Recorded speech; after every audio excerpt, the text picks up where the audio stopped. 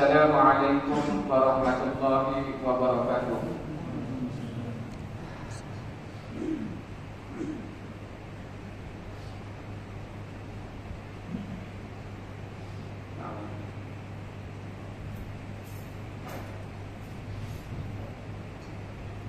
Allahu Akbar, Allahu Akbar, Allahu Akbar, Allahu Akbar, Allahu Akbar, Allahu Akbar, Allahu Akbar, Allahu Akbar, Allahu Akbar, Allahu Akbar kabira, walhamdulillahi katsira, wa subhanallahi bukratan wa asila. La ilaha illallah wallahu akbar, Allahu akbar walillahil hamd. Alhamdulillah, alhamdulillahilladzi hadana subulas salam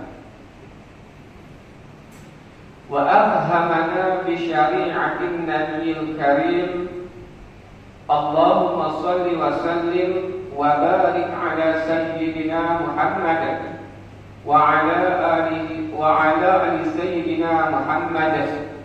أما بعد فيا أيها الإخوان أوصيكم ونفسي بتقوى الله وطاعته لعلكم تفلحون. قال الله تعالى يا أيها الذين آمنوا اتقوا الله حق تقاته ولا تموتن إلا وأنتم مسلمون.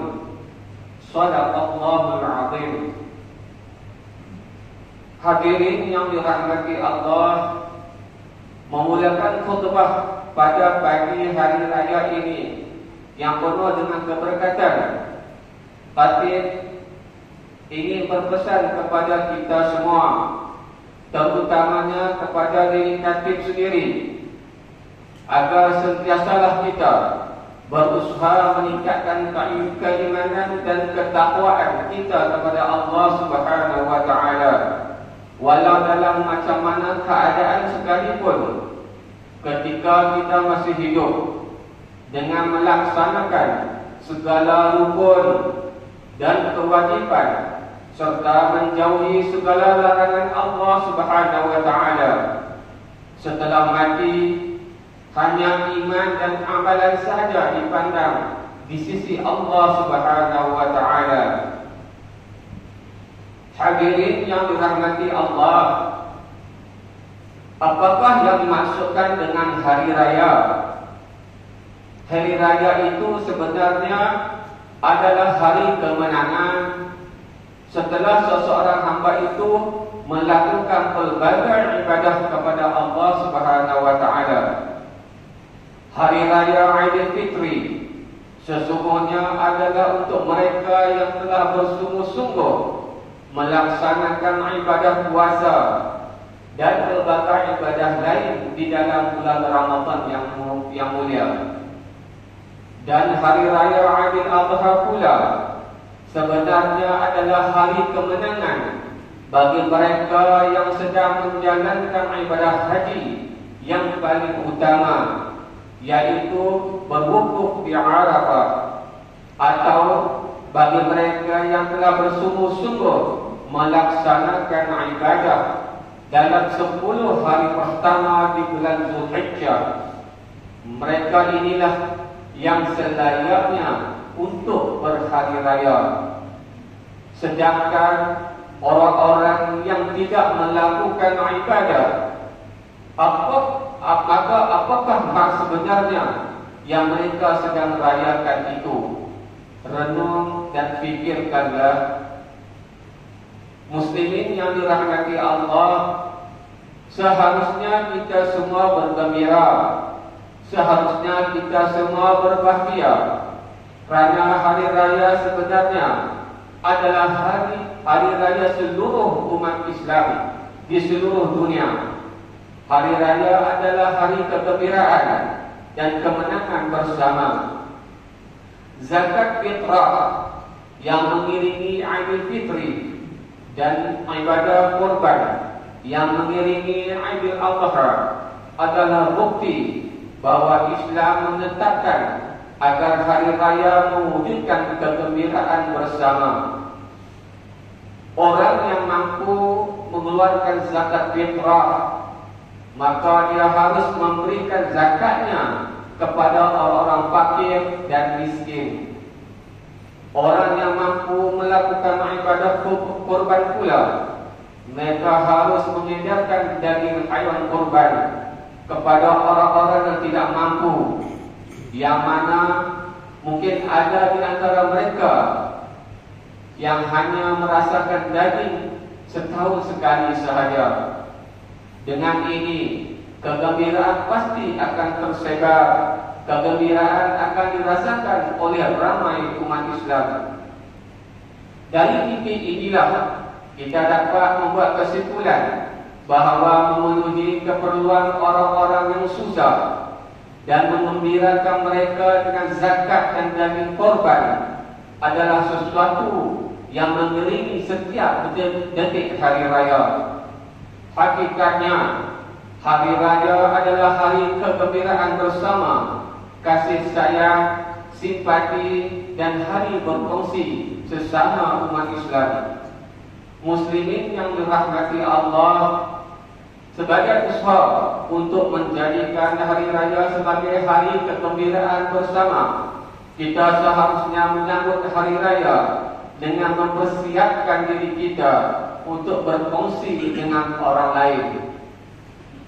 Menjelang hari raya, kita perlu mempersiapkan diri kita untuk membantu meringankan beban saudara-saudara kita yang memerlukan dan menghilangkan kesedihan mereka dengan menyumbang sebahagian harta kita, terutamanya di musim pandemik COVID-19 ini. Jika kita tidak mampu, maka cukuplah dengan ucapan-ucapan yang baik yang dapat menenangkan hati mereka, dengan sapaan dan senyuman tulus kepada mereka, serta lantunan doa untuk kebaikan mereka. Ingatlah bahawa di kebanyakan tempat ramai yang kehilangan pekerjaan pada musim pandemik ini. Banyak orang sukar mencari nafkah akibat COVID-19 yang terus merebak. Saudaraku yang dirahmati Allah, sebenarnya pada saat kita membantu orang-orang yang memerlukan, pada hakikatnya kita sedang berbuat baik kepada diri kita sendiri. Seperti mana dalam firman Allah SWT dalam surah Al-Isra ayat 7 yang berbunyi, In ahsantum ahsantum li anfusikum. Maksudnya, jika kalian berbuat baik, sebenarnya kalian telah berbuat baik bagi diri kalian sendiri. Dalam ayat yang seterusnya, dalam surah Al-Baqarah ayat 272 yang berbunyi, Wa ma tunfiqu min khairin fali anfusikum wa ma tunfiquna illa ibtigha'a wajhillah wa ma tunfiqu min khairin yuwaffa ilaikum wa antum la tuzlamun. Maksudnya, dan apapun harta yang kalian infakkan di jalan Allah, maka pahalanya itu untuk diri kalian sendiri. Dan janganlah kalian berinfak melainkan kerana mencari redha Allah. Dan apapun harta yang kalian infakkan, nescaya kalian akan diberi pahala secara penuh, dan kalian sedikit pun tidak akan dirugikan. Hadirkanlah juga dalam hati apa yang disabdakan oleh Nabi sallallahu alaihi wasallam yang bermaksud, barang siapa membebaskan seseorang mukmin dari kesulitan dunia, maka Allah akan membebaskannya dari satu kesulitan pada hari kiamat. Barang siapa memberi kemudahan kepada orang yang dalam kesulitan, maka Allah akan memberikan baginya kemudahan di dunia dan di akhirat. Barang siapa menutup aib seseorang muslim, maka Allah akan menutup aibnya di dunia dan di akhirat. Allah akan selalu menolong seseorang hamba selama mana hamba tersebut menolong saudaranya sesama muslim. Hadis riwayat Muslim. Saudaraku yang dirahmati Allah, kepada mereka yang terkesan dengan COVID-19 atau mengalami masa-masa sukar dalam kehidupan yang disebabkan berbagai masalah, kita katakan bahawa musibah yang menimpa diri kita tidak sebanding dengan apa yang menimpa Nabi Allah Ibrahim dan Nabi Allah Ismail beserta keluarga mereka. Dalam penantian yang sangat lama hingga mencapai usia 86 tahun, Nabi Ibrahim AS baru dikurniakan seorang anak yang kemudiannya diberi nama Ismail. Setelah anaknya meningkat remaja, Allah memerintahkan kepada baginda Nabi Allah Ibrahim agar menyembelih pula putra yang sangat dicintainya dan sekian lama dinanti-nantikannya itu. Apakah sikap Nabi Ibrahim dan Nabi Ismail ketika menerima perintah itu? Dengan kedudukan yang patuh kepada Allah, Nabi Ibrahim beserta untuk menjalankan perintah itu tanpa ada keraguan sedikit pun. Anaknya juga menyambut perintah itu dengan penuh pasrah tanpa ada protes sepatah kata pun. Subhanallah, inilah sebuah potret keluarga yang soleh yang lebih mengutamakan perintah Allah lebih daripada yang lain. Ayah dan anak saling tolong-menolong dan saling memberi semangat dalam melaksanakan perintah Allah. Dialog indah antara keduanya terakam dalam Al-Quran sebagaimana yang diceritakan oleh Allah Subhanahu wa taala dalam surah As-Saffat ayat 102 yang berbunyi, qala ya bunayya inni ara fil manam anni atba'uka fanzur madza tara. Yang bermaksud, Ibrahim berkata, duhai putraku, sesungguhnya aku melihat dalam mimpi bahawa aku menyembelihmu, maka fikirkanlah apa pendapatmu. Sebagaimana kita tahu bahawa mimpi para nabi adalah wahyu, sedangkan perkataan Nabi Ibrahim kepada putranya, maka fikirkanlah apa pendapatmu. Ia bukanlah permintaan pendapat kepada putranya apakah perintah itu akan dijalankan ataupun tidak. Juga bukanlah sebuah keraguan. Tetapi Nabi Allah Ibrahim AS hanya ingin mengetahui kemantapan hati putranya dalam menerima perintah Allah Subhanahu wa taala. Lalu dengan hati yang teguh, Nabi Ismail memberi jawapan yang menunjukkan bahawa kecintaannya kepada Allah jauh melebihi kecintaannya kepada jiwa dan dirinya sendiri. Sambungan ayat dalam As-Saffat tadi yang berbunyi, qala ya abati if'al ma tu'mar satajiduni insya'allahu minas sabirin.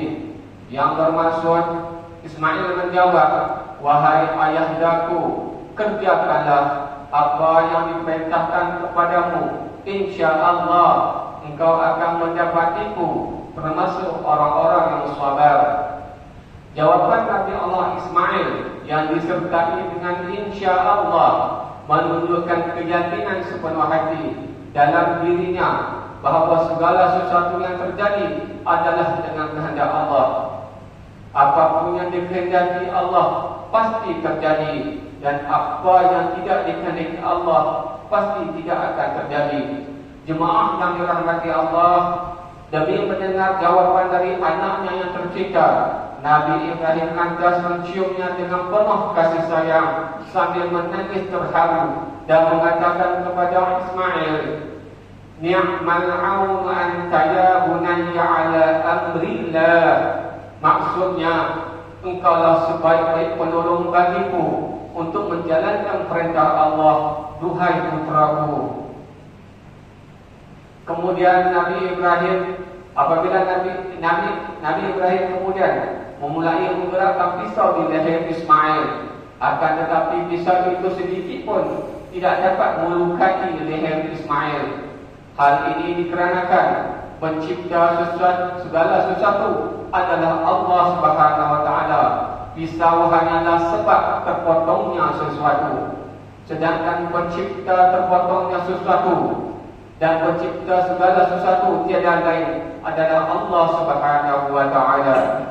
Sebab tidak dapat menciptakan akibat, sebab maupun akibat keduanya adalah datang dari Allah Subhanahu wa taala. Jemaah yang dirahmati Allah, berkat takwa, sabar dan tawakal serta kepatuhan yang ditunjukkan oleh Nabi Ibrahim dan Ismail, Allah kemudian memberikan jalan keluar dengan menggantikan Ismail dengan seekor kibas jantan yang besar dan berwarna putih yang dibawa malaikat Jibril dari syurga. Allah Subhanahu wa taala berfirman dalam surah Al-Fat juga ayat 106 dan 107 yang berbunyi, "Inna hadza lahwal bala'ul mubin wa fadainahu bi dzibhin 'adzim." Sesungguhnya ini benar-benar suatu ujian yang nyata dan kami tebus Ismail dengan seekor sembelihan yang agung. Hadirin yang dirahmati Allah, marilah kita renungkan bersama di tengah-tengah pandemik COVID-19 dan berbagai masalah kehidupan yang lain. Marilah kita meneladani apa yang diterjadikan oleh Nabi Ibrahim dan Nabi Ismail ketika ujian Allah dan ujian yang sangat berat tersebut. Berkat takwa, sifat sabar, tawakal, keteguhan hati dalam menjalankan perintah Allah dan kepatuhan yang penuh kepadanya, Nabi Ibrahim dan Ismail pada akhirnya diberikan jalan keluar dan pertolongan daripada Allah Subhanahu wa taala. Kita harus yakin bahawa di setiap kesulitan pasti ada kemudahan jika kita bersabar. Kita harus yakin bahawa pada setiap musibah pasti ada hikmah jika kita bertawakal. Kita harus yakin juga bahawa di setiap masalah pasti ada jalan keluar jika kita bertakwa. Kita harus yakin bahawa di setiap kesusahan pasti ada kebahagiaan jika kita patuh kepada Allah Subhanahu wa taala. Hadirin yang dirahmati Allah, marilah kita berdoa semoga Allah memulakan negara kita khususnya dan seluruh umat Islam secara umumnya daripada segala bala, musibah, wabak, kenaikan harga barang, kemungkaran, keburukan, kekejian dan berbagai kesukaran dan kesusahan. Amin ya rabbal alamin. Aqulu qawli hadza wa astaghfirullah li wa lakum fastaghfiruhu innahu huwal ghafurur rahim.